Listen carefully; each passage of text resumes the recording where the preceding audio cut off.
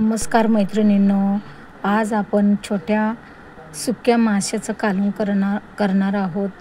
छोटी माशी असतात ना, ती सुकलेली त्याचं आपण कालवण करणार आहोत. कालवण म्हणजे सुक्कीच बनवणार आहोत. चला तर त्यासाठी आता आपण पिंपरीला आलेलो आहोत. आता ती सुकी मासे मी घेऊन चाललेले आहे. घरी गेल्यावर ते कालवण तुम्हाला करून दाखवते.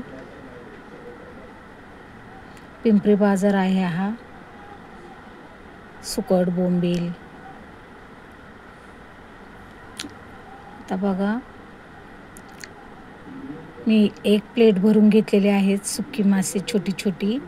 आता ती गॅसवर भाजण्यासाठी ठेवत आहे. बारीक गॅस करूनच भाजायचे आहेत आपल्याला, नाहीतर लगेच ते करपतात छोटी असल्यामुळे.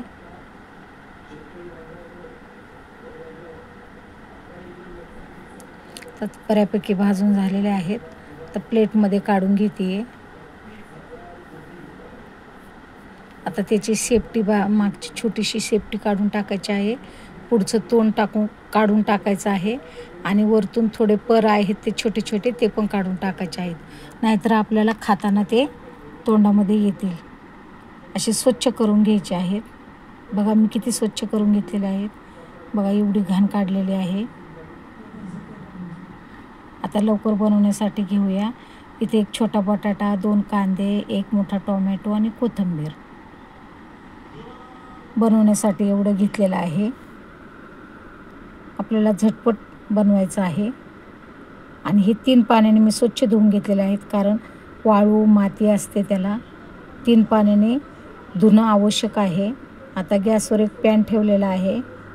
त्यामध्ये तेल टाकून दिलेलं आहे आणि कांदा परतून घेऊया आपण मस्त.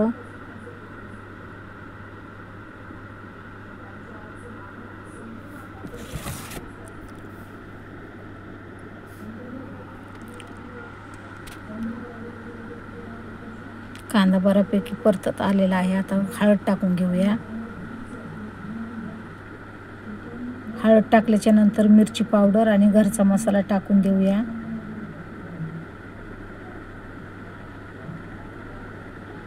आणि पुन्हा एकदा चांगलं परतून घेऊया.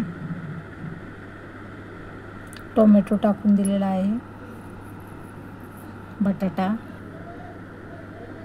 तर हे चांगलं परतून घ्यायचं आहे आपल्याला 1 मिनिटभर. सुक्कीच बनवायची आहे आपल्याला, जास्त नाही पाणी करायचं, कारण भाकरीबरोबर चपातीबरोबर सुक्कीच छान लागते. आता धुतलेले छोटी मासे टाकून देऊया सुक्की. ते पण चांगलं परतून घेऊया.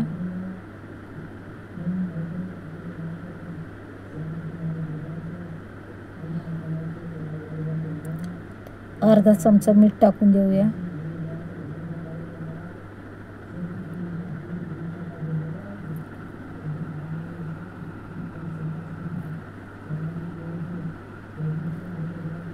असं चमचमीत झालेलं आहे आपले सुकी मासे.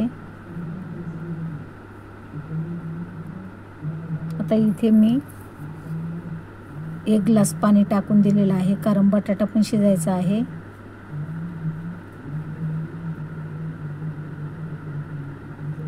आता 5 मिनिटे आपण झाकण ठेवून देऊया आणि गॅस बारीकच ठेवूया. एकदम गॅस बारीक करायचा आहे. बघा अशा प्रकारे आपला बटाटा पण शिजून झालेला आहे आणि छोटी मासे पण चांगली गाळ झालेले आहेत.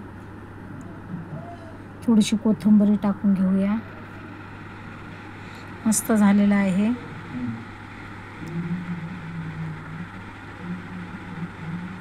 चला तर सर्व करून घेते.